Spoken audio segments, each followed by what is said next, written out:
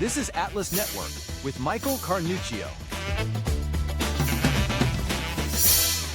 Hi, and welcome to Atlas Network with Michael Carnuccio. I'm your host, Mike Carnuccio. Excited to be with you today. We have an exciting conversation because we're going to meet one of Atlas' new key leaders and someone that I consider a friend that I really got to meet and have an interesting conversation with almost a year ago in Mexico City. And that, of course, is Chief Advancement Officer Michael Harden. Michael, welcome to the program today. Thank you, Michael. I'm excited about it and look forward to the conversation. Michael, you know, as the audience does, Atlas Network is all about strengthening the worldwide freedom movement. That's obviously something that's important to you, but you're a couple weeks into the role. So what are your first impressions? What's jumped out at you about Atlas Network? It's everything I thought it would be, Michael. The caliber of people that I know at Atlas Network that I've grown to know over the years that I've been involved in the movement, I'm excited. It's been a whirlwind of a couple of weeks, including weekends where I've been trying to digest everything that's been thrown at me, and just looking forward to being part of the team and creating value as quick as I can. Yeah, I agree so much. People is the key, right? We think all the time that it's about policy and it's about research, and all those elements are important, but at the core of all of it are the people. And my first impression of Atlas years ago, and then even since getting involved with Atlas Network, has been all about the people. Right. No, it makes it, and it's one of the reasons that I was looking forward to joining the team, and the caliber of folks that are all over the world that represent Atlas Network is just something that's a tremendous honor to be a part of. And the impact that the network has had across the globe is unmatched, and to be able to really get to know the folks that are behind those moves and the things that are making that happen is definitely an exciting time for me.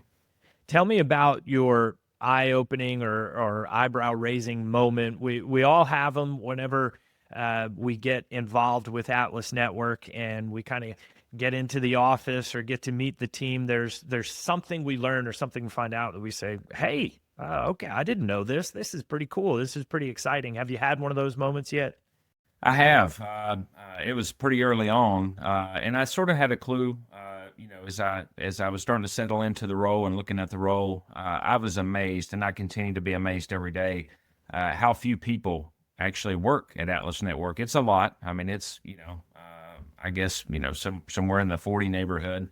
But I will tell you that the impact that they're having and that we're having as a group is unreal. So I expected another 50 or 100 folks somewhere, but they told me that you guys were it. So that part is, as far as return on investment from a donor perspective, I don't know anyone doing it better. And it just speaks to the fact that, I'm a people person. I love people. I love managing folks and being a part of a team. And I can tell you, anyone who's worked with me over the years knows that I go back to this mantra of A players and B players. And I can tell you that everyone I've met's an A player. I'm not seeing, anyone that doesn't belong in the network. I mean, everyone's doing a fantastic job, and the impact that they're having is just, you want to be on a team of A players. And I hope everyone feels the same about me eventually. And for that reason, I'm pumped. I'm ready to get to work. A players. I like that term. We talk about it in leadership all the time. And I can personally attest the team that you have specifically in development and in Marcom, some of the most creative, talented people, always on their A game. So I'm with you on that. But I got to ask you, Michael, so you're making this jump. You decide to join a global organization based in the D.C. area. Tell the family, what's that dinner table conversation that night when you said back in North Carolina, hey guys, I'm joining this global group? Right. So the family knows that, for a number of years, and I've been in this movement directly now for about 11 years. And every year I've made the voyage to New York City or Miami back during 2020 for the Freedom Dinner, and I always come back jazzed. I love state policy. I love domestic policy. That's something that, dating back to time when I was in office myself, that I've definitely got a heart and a passion for. But when you go to the Freedom Dinner and you talk to people that are literally working around the world in unbelievable conditions against all unsurmountable odds, to advance freedom. We're not talking about just marginal tax cuts that could get overturned tomorrow by another governor or a judge somewhere. We're talking about generational change, and the opportunity at this point in my career to be a part of something that could literally change the course of a country for generations is just something I had to get involved in. You mentioned your time serving office, and that was one of the things when you and I were having dinner in Mexico City, and we were just having this casual conversation. Like everything you kept bringing up, I'm like, who is this guy? What is this story here? I was excited to learn more, so I want to dive in and talk about it. But I got to just say, there was this theme I saw through it that had to do with service and leadership and everything else. So let me start off by asking you, where does that come from? Where is that in the core fabric of Michael Harden? What is that element? Yeah, that's a great question. I've been asked that before, and I don't know that I have the perfect answer, Michael, although I can tell you that I was raised by a single mom. My dad wasn't involved in my life and, got to know him a little bit as an adult before he passed away. But my mom was a single mom, didn't finish high school, obviously didn't go to college, but she hustled and she worked often 2 and 3 jobs. And one of the blessings is that not only I had an incredibly hardworking mom, but at the end of the day, the thing that separated her, no matter what role she was in, is she was great with people. She loved people. And being in the food service business, it's all about people because oftentimes the orders aren't right or the food's cold or whatever the case. And I really saw her take care of people. And as a teenager, she was able to achieve the American dream, if you will, and open her own little cafe, a little restaurant that she ran for 20 years. But as a kid, I spent a lot of time with everyone else because my mom was always working day jobs and night jobs. So I had a lot of interaction with neighbors and babysitters, and I really was, sort of raised in a sense by folks of all different backgrounds, all different ethnicities, you name it. If there was a background, I interacted with it. And so I was very, very blessed and fortunate to grow up without any blinders. I mean, I saw the world, I think, is about as close as any kid could. But at the end of the day, I had a mom who didn't have any bias toward anyone. I mean, she worked hard and respected people that worked hard and really liked taking care of folks. And I just grew up being in love with that and seeing the smiles and the reward that she could put on people's faces and thought, I want some of that. And so, I don't know that I'll have the impact nearly that she's had on my life and others. But at the end of the day, you mentioned it, it's people. And I genuinely love doing it. And the fact that, there's someone out there willing to pay you to talk to people and to have lunch and have these type of conversations is nothing that's lost on me. I'm incredibly fortunate. And to hear you say you love people so much after what I imagine were several long summers on the campaign trail and some late nights in an office is pretty impressive. What made you decide to run for office, and what did you take away from that experience? Yeah, so great question. 2007 is when I ran and ultimately won. I'll go back and rewind a half a dozen years. Out of high school, I went to a school of ministry up in Canada, did some mission work, came home, eventually joined the Army, was there for just a short time before being injured. Thank you for your service to the country, by the way. Well, thank you for that, Michael. But I always had a knack for wanting to serve people, wanting to help people, whether it was through my faith or in the military. Honestly, thought I'd do 20 years in the military and be retired at 38, which at the time I thought was old. Now I'm like, man, they retire people that young. That's absurd. But, I helped on a lot of campaigns because I was passionate about the issues. And I always saw myself as sort of that chief of staff role. If I ever thought that I would do anything in politics, it would be just someone's guy behind the scenes. I don't care to be out front. I love serving, folks and being sort of that behind the scenes person. And fast forward a few years, I was out trying to recruit someone to run for my local state house seat that had an incumbent that had been there almost as long as I had been alive, 20-something years. And no one would do it. No one would run. And, what happens when you're young and dumb is you think, man, I'll run, if nothing else, just to give people a choice. And ultimately, ended up being very fortunate to be chosen to represent the folks of Northeast Georgia. And it was a blessing. It was an incredible ride.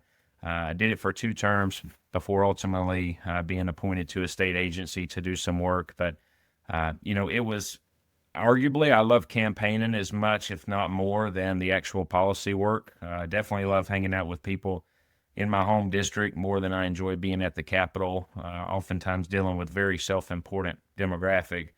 But it was a tremendous, tremendous honor.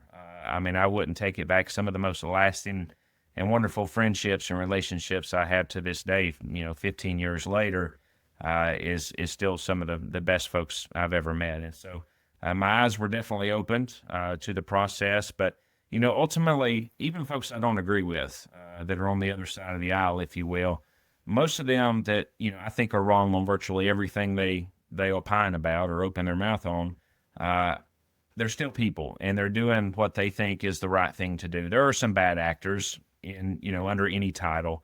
But at the end of the day, most people sign up for that and end up there to hopefully do what they think is the best thing for them and their children and grandchildren.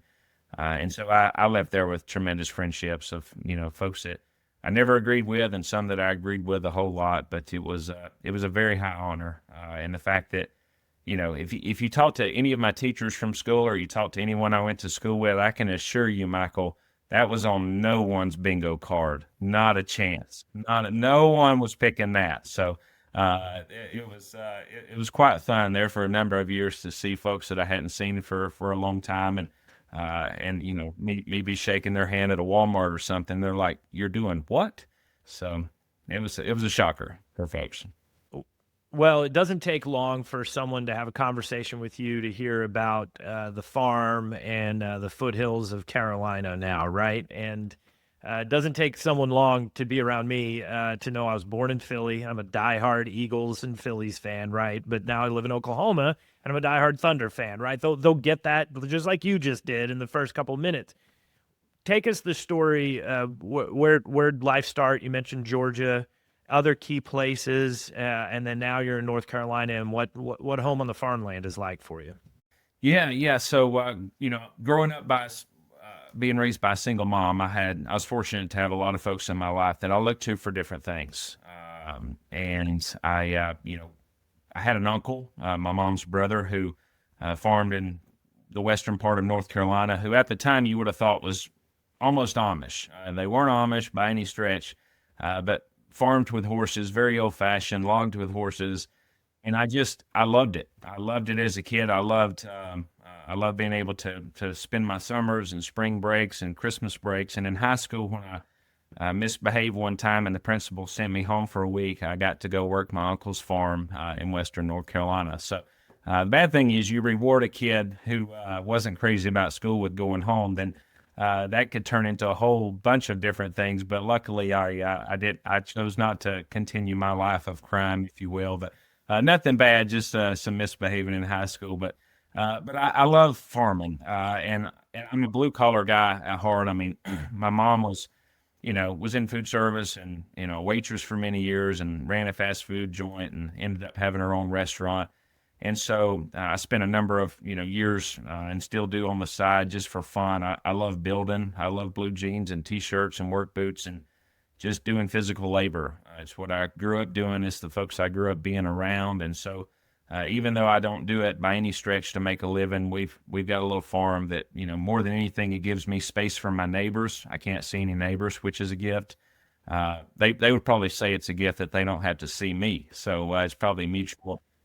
But I also, we get, my wife Janelle and I get to raise our kids, and teach them the value of hard work and work ethic and that sort of thing. So we're very, very fortunate in that sense. And it's a little gentleman's farm, if you will. I didn't know what that was until I, moved or left home and met people that referenced it as that. I always thought I was a big timer, but it's just 12 acres. I think we lease about another 20, but you name it, cows, pigs, chickens, bees, big garden. My wife, we've got bees and we raise draft horses. That's my claim to fame, really, Michael. And I tell you a guess that you got to have. I mean, but my wife not only is the most wonderful person I've ever known, but I married a horse girl. And for those of you don't know what that means. It means that things will always be tight. So I, but in all seriousness, she's made quite the imprint within the draft horse world, and does that. And so I joke with people. People assume that I know something about horses, which I don't. But I tell people that I carry things. That's the gist of what I do. My wife tells me what to move from here to there. The horse whisperer is a new nickname that's going to stick with you. I can already see it. So help me understand, right? You've got this this upbringing of service. You mentioned the blue collar. You used a phrase before before you ran for office where you said you thought maybe you'd be chief of staff or something, and all that is operations and activity. And yet here you have been very successful and very passionate about development and marketing and communications. And so here you are as the chief advancement officer. Why is that? How is that you gravitated that direction? Yeah. One of my favorites is the background on how that happened, Michael. As I mentioned, I always cared about policy. I always believed that we were only as good as the government, the leadership that we were demanding. So I always had an attraction to that. The news, even as a kid, I love watching the news and being up on current events. But I didn't necessarily enjoy, putting on the tie and being in that role every day. And so I always liked helping people get elected. Election was over, I'd go back to doing whatever needed to be done on the farm and my normal job and that sort of thing. But as I was in office myself, I realized that, the people that I really enjoyed hanging out with were not only people in my district, but, the people that I was going to help fund the movement that we were trying to create, to better government at the state level. And so fast forward to 2014 through 2018 or so, I found myself the state director of Americans for Prosperity within the Coke Network. And I was spending a lot of time, at the Capitol and trying to, meet with partners to fund the different things that we wanted to do. And, a lot of people in Georgia that were very affluent that were helping us, with donations, modest donations, just like Atlas Network from $5 and on up. I got to go and take these people for coffee and for lunch. And I realized this is the kind of folks I want to be with. These are the people that if given the choice, if money weren't an option, I didn't have to have a paycheck, I would sign up for this all day long. They're my favorite people. And most of them have built incredible businesses, have incredible histories, not to mention they're very philanthropic. And they've not only worked incredibly hard to achieve what they have, but they're in this mindset of wanting to give it away to make people, make things better for others. And so I saw an opportunity with all the different hats I had to wear through the years of, communications and policy and grassroots and all the things I had to do within the Coke Network. I really, really enjoyed, hanging out with our donors who were just normal people. And I always use the adage, these are people that had signed the front of paychecks, not just the back of them to endorse them. And so they're my people. They're the kind of people I grew up wanting to be around, and I was fortunate to be around. And the same goes with Marcom, and the other hat that I get to wear within the Atlas Network is helping get the message out there to drive the mission to build prosperity and freedom around the world. Definitely unbelievable team on both the marketing and comm side as well as the development side to mainly make sure that we're working with our partners to help fund the movement. But it's been an incredible ride, and to be able to use the skills and the opportunities that the Lord's given me through the years to do what I'm doing now and hang out with such great folks and hopefully create generational change around the world is I'm the fortunate one for sure. Yeah, when I get asked about development, I've always said I love to make an ask, and I do.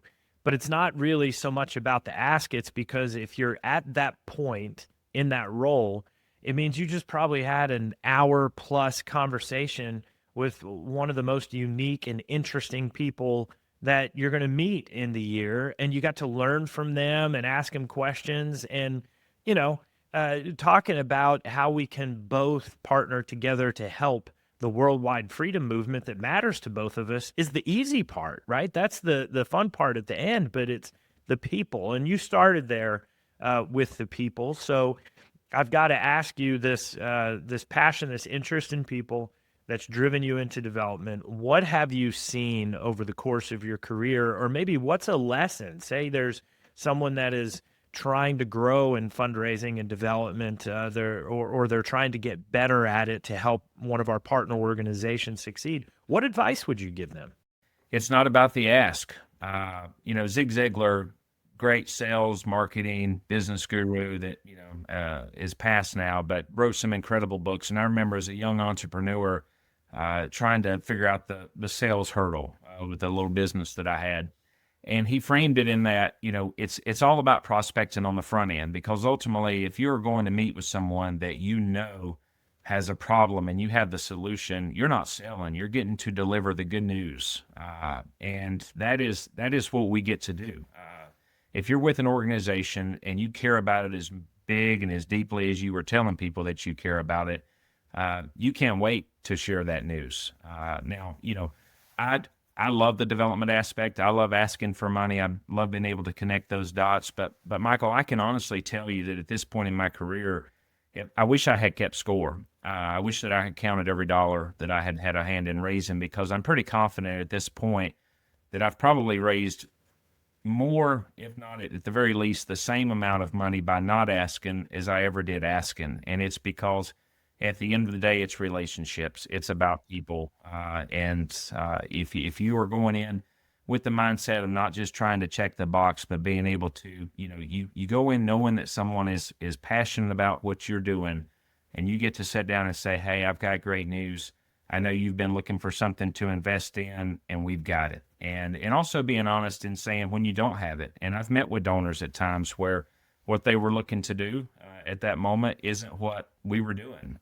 And don't try to force that. Just say, you know what? We're not really doing that right now. Maybe we will in the future. Maybe we won't. We'll never do that issue. And by the way, here's someone that I know that is in that space. And those things, that ultimately, if you take care of people, it's all going to come back, around. But at the end of the day, I've made tons and tons. I've had several donor meetings through the years, significant opportunities where I walked away with nothing for the organization that I was representing, except I connected that person with someone in the movement who was doing exactly what they wanted to. And I made those two people the happiest people by simply doing the introduction. And at the end of the day, that's what it's about, is, walking away from that, knowing that you've taken care of two very fine people, and you'll get more opportunities. So don't push it. But at the same time, treat donors and investors the way that you would want to be treated, and that, find out where they're at. What is it about the movement? How do they want to be communicated with?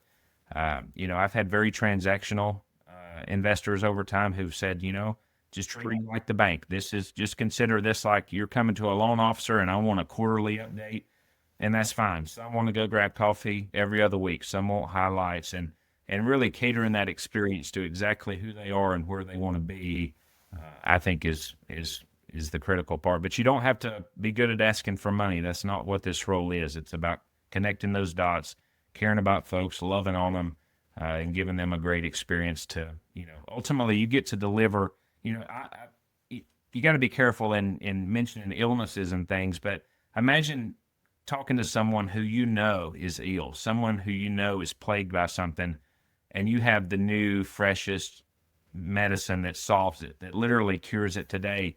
In no way would you be, timid to go in and share that news. And so to be able to sit down with someone knowing that you're going to put them onto something that's going to fulfill them is a wonderful feeling. And most times, before I can even thank that person after the meeting, they're reaching out and thanking me for connecting them with something that they've been looking to do for a long time. That's fulfilling.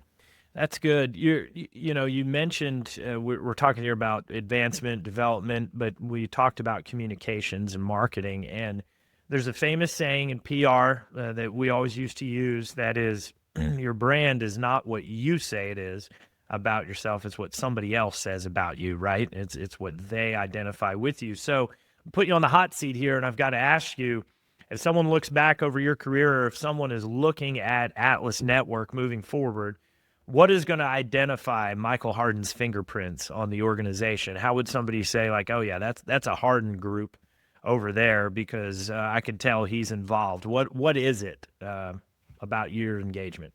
I hope it's customer service. I hope that whether it's internally at Atlas Network or externally with our partners, our investors, I hope that everyone feels like they have an experience that was custom tailored to them, just like a fine coat like you have on. I think it comes down to the experience that you're able to show those people. And so, I've been very fortunate throughout my career, whether on the for-profit side or the nonprofit. And it's not because I'm the smartest guy in the room, Michael, by any stretch, but I think that the secret is taking care of people. And I think that even with the marketing and communications aspect, that is something that, as a young entrepreneur, I love some of those trendy books back in the day, guerrilla marketing and story brand, and which I'm rereading again. But at the end of the day, I think we have a tendency to want to get up into, packaging something the way that we see it on the inside looking out, but keeping in mind those that are on the outside looking in. And so I think that customer service, whether it's their experience in investing in the great work that we're doing around the world, or on the marketing and comms, but I hope that everyone that comes in contact with me and the teams that I'm blessed and fortunate to be on, is that we took care of people. All right, Michael, what's your favorite sport? Favorite sport? My favorite sport to play is baseball, although you can tell because filters haven't come that far. I'm a big boy, so it never was in the cards that I was going to play a lot of baseball.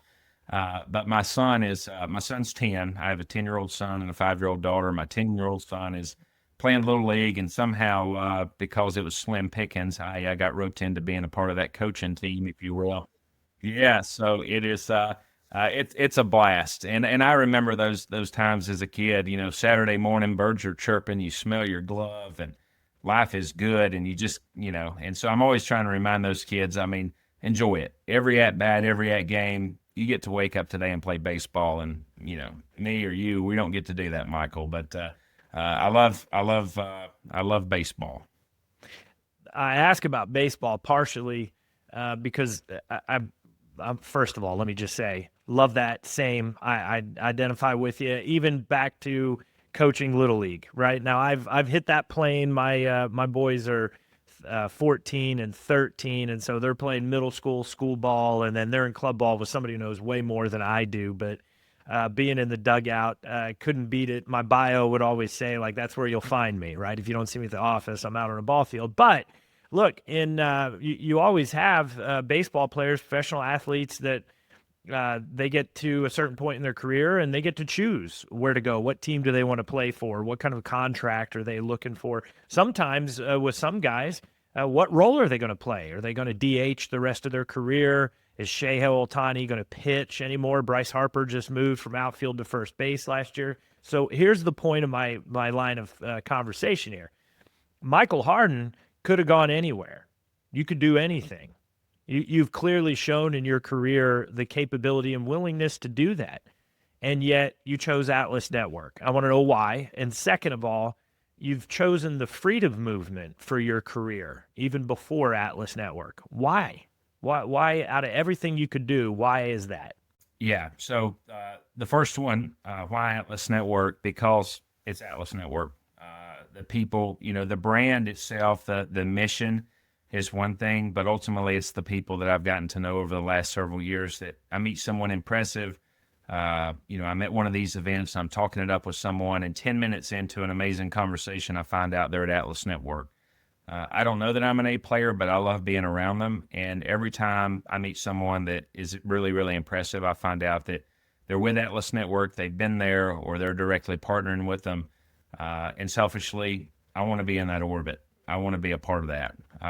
As far as why the freedom movement, politics is, to me, it's needed. I'm glad we have people in that space. I'm glad we have people, obviously in the policy side of things.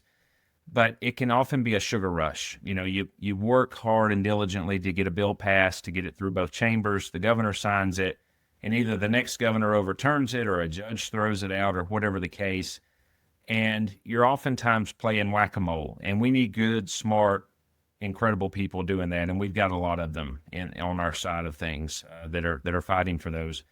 But ultimately, the freedom movement is about changing hearts and minds, particularly the new generation who has a tendency to believe that more government or even some degree of socialism is a good idea. And it doesn't matter what kind of majorities you have and what bills get passed today and which one gets signed tomorrow at some amazing ceremony.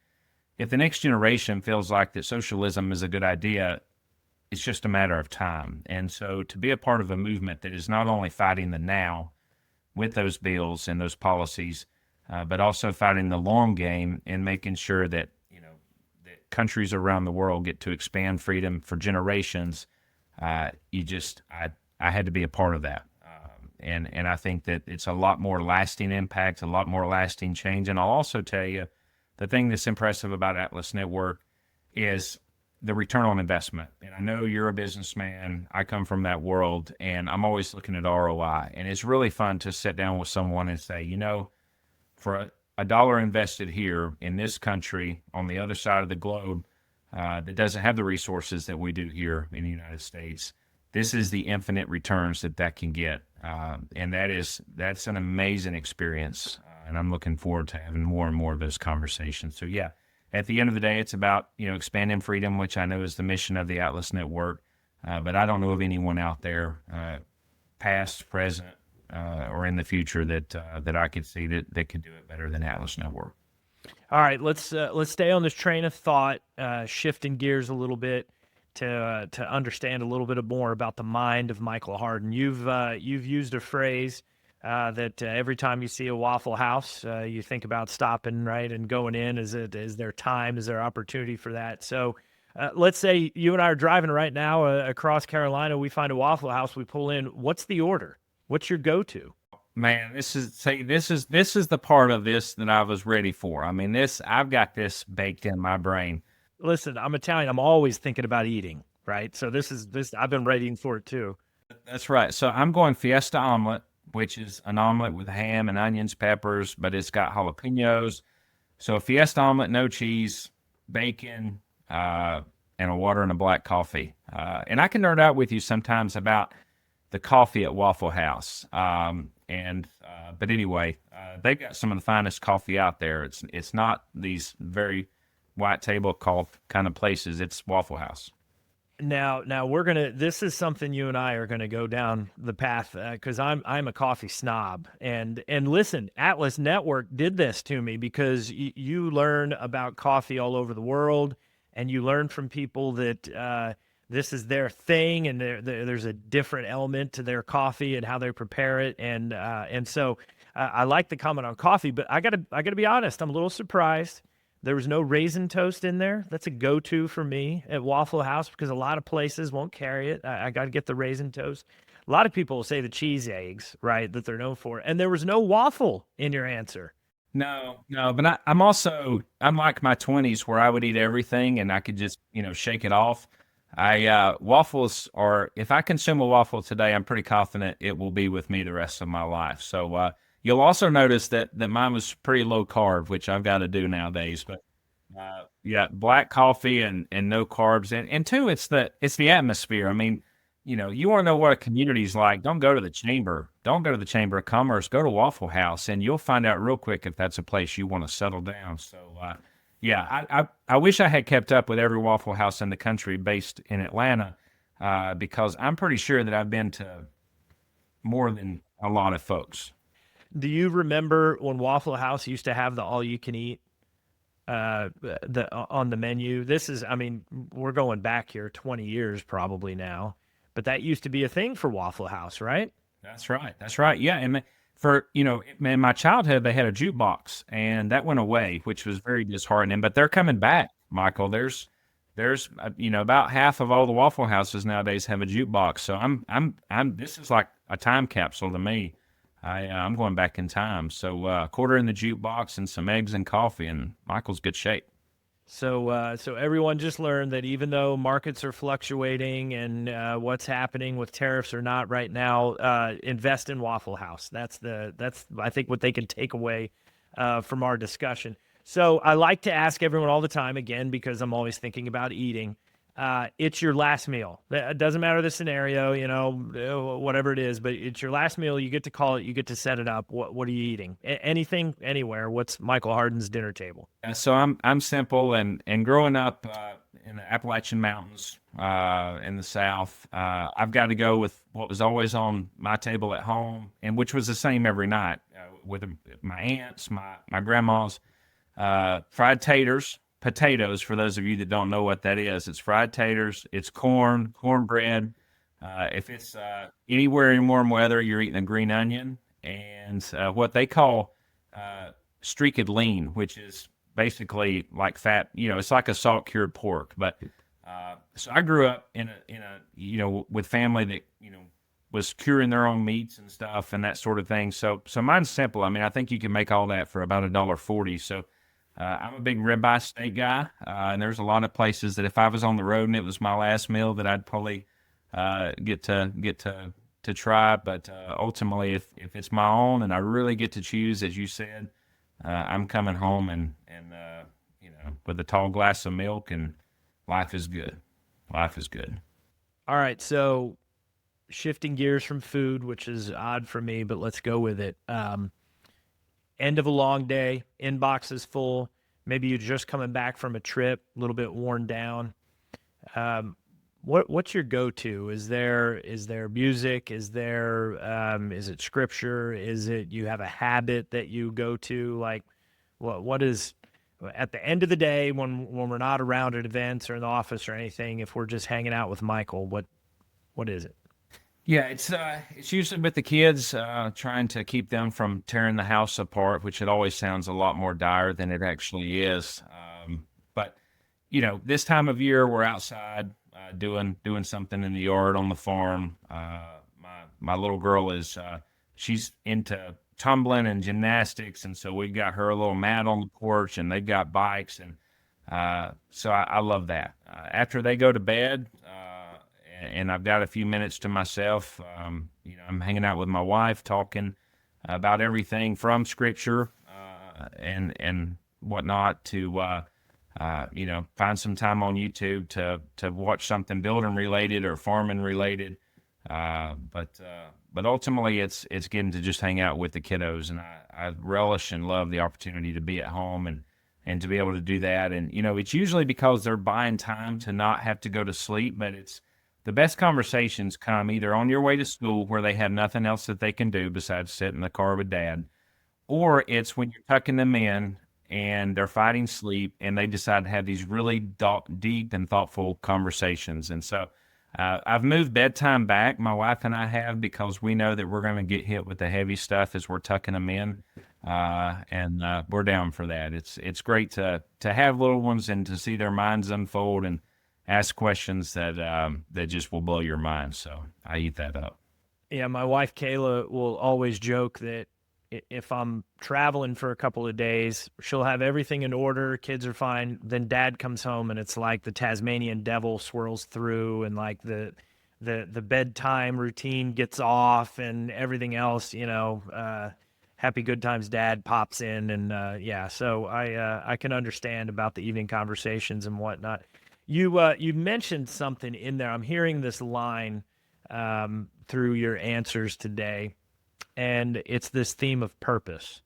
And every leader has got to figure out, everyone has to figure out their purpose, but every leader's got to know that when they go in to set a vision or help take their team to achieve their goals or more. So if someone were just to bump into you and say, Michael, what is your purpose? What would you say your purpose is? Wow. Well, I'm a man of faith. I can't run from that. My first purpose is to give glory to God and to draw attention to Him and His grace, and the fact that I get to live the blessed life that I do. And it's not because of anything I've done, but because for whatever reason He's merciful to a man like me that deserves none of it. So that's first. The next one, I'm big on value. I'm big on value creation, and I had a boss one time that was always, he would ask people randomly in the halls, and this was a government agency, by the way, and he would just say, what value have you created today? and it really stuck with me. And so I would say that's the big one. I mean, freedom is sort of an unsaid. I mean, we're all in this movement because we believe that, where there's freedom, there's prosperity and there's peace and there's happiness. And so at the root of all of that is freedom. But ultimately, I love to create value, and I love to be somewhere. I love to be in a role, and I love to be a part of a team where I'm needed, and I'm creating value. And for my team, I've told my team, my job, my number one every day is to wake up and remove obstacles for them. I mean, I've got, whether it's the Marcom team or the development team at Atlas Network, they're all better at what they do than I am. That's what, some people, there's this misconception that I'm this jack of all trades and I'm super gifted or talented. I'm not. My wife will tell you I'm none of those things, but my job is to wake up and run interference for them and to remove barriers so they can do what they're experts at. And we're very fortunate to have those people working at Atlas Network. So serving them is the big key. Okay, so a couple questions left here in our time together.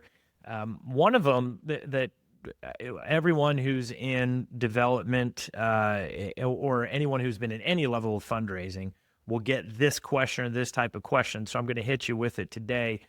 Pretend I'm the donor, I'm the philanthropist sitting across from you, or maybe I'm just a potential partner to help Atlas Network, and we're talking about the worldwide freedom movement and everything, and I get to this point where I'm like, yeah, but with everything that's going on, why should I care? Why does it even really matter? What do you say to that? It matters to the folks in Syria right now whose life is upside down, or Ukraine who are just in a continuous war. But absolutely, and I will tell you that I don't know. I think it was Thomas Jefferson. If I get that wrong, correct me, or I'm sure someone will in the comments. But for evil to triumph relies on good people to do nothing. And, the bad guys are at the gate. The wolves are at the door. There's no question that around the world, that if we do nothing, that things will just spin into just chaos. But we have the opportunity. We have the means, we have the resources, we have the know-how within Atlas Network, we have the partners around the world to be a force for good and to be a force for change in that sense. And so ultimately, we've got to, just like David versus Goliath, we've got to pick up the rocks and throw them. And there's no way that giants fall without someone slinging those rocks. So let's do that. And there's no better place to do it than Atlas Network. There's nowhere that can compound that investment more than the relationships and the know-how that we have built. And I'm confident that, whether it's $5 or $100 or more, that we can show a significant return on investment that not only is for today, but has the opportunity to have lasting generational impact. And there could be a time 100 years from now where a kid says, my grandpa tells me that it was back in 2025 when an organization helped some of our local folks, do this or do that. And to know that even if no one ever knows my name, the opportunity to be a part of that and part of that legacy is incredibly fulfilling. And I think it would be for an investor. So lighthearted question, but do's and don'ts, right? One of the things I love about Atlas Network is the relationship, the people, the connection. With 5 different continents where we're having regional conferences, Liberty Forums, right? We get to sit down with each other and learn about each other and just these unique intricacies. And there's some things that you don't joke about and some things that you do. We have a colleague, Cam Griffin, Georgia Bulldog. Do not say Roll Tide to her, right? But there's some other things. So you've got Georgia roots. Maybe don't say that to you, but what are the do's and don'ts? If I'm fist pumping Mike Harden while I'm walking down the hallway at a conference, what are we saying when we're fist pumping each other? Or what's the thing I shouldn't say? You might toss a roll at me. Oh man, that is a great question. So I'm not a basketball. I'm a basketball fan enough to know, I can name 3 players that are playing today, but I'm big on humility. So don't tell me that LeBron James is the best player of all time, because the fact that we're not going to go there. Otherwise for basketball, I really don't care. I just know it's not LeBron. That's one. Saying Roll Tide, for anybody who just is self-respecting, they should never say that. Uh, but now that's a great question. I think at the end of the day, there's not a lot of those. I mean, sports, it's clearly the fun ones to to think about. But on a more serious note, the fact that so many young people, particularly in America and around the world, are enjoying dabbling or tasting in oppressive government, socialism, it can get me fired up, and it is it's something that we can win that battle. It's going to take us all. It's going to take a lot of work. It's going to take leaning into it. But the best way that wins is for us to do nothing. But I think that we can combat that, and we've seen around the world, when we lean into it, when we invest in it, and when we do what we know works, we can change that tide. And anybody who fist bumps me in the hall and says, "Hey, Michael, got a crazy idea to grow freedom in this certain part of the world," I'm going to turn around and we're going to talk. That's a big one. Michael, I know this question's not easily answered, but it's one that you might get all the time, and so I wonder if I should just pose it to you.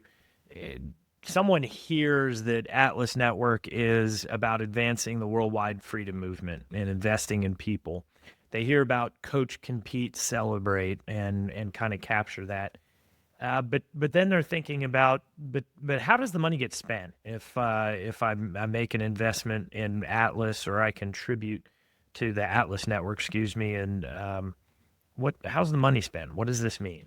Yeah, great question. In short, over 500 organizations that we've identified that are on the right side of these issues in over 100 countries that we've vetted these folks, we've trained them, we continue to communicate. So this isn't some folks in an ivory tower in Arlington or Washington, D.C. calling shots that we've seen happen for now generations around the world. Atlas Network isn't just some folks in Arlington, which I'm blessed to be a part of. It's people from all over the world that are the closest to the action, that have the generational understanding of where the landmines lay and where the traps are and where's the greatest, straightest line to success.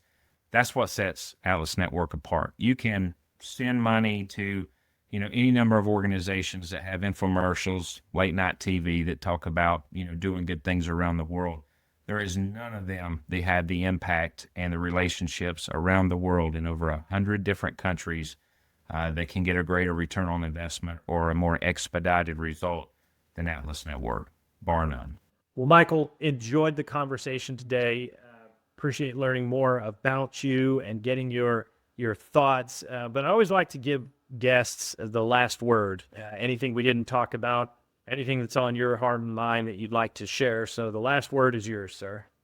Well, thank you, Michael. And first off, thank you for letting me be on your show. Great job. Look forward to more and more episodes of this to come. I'm going to be a huge fan of the work you're doing.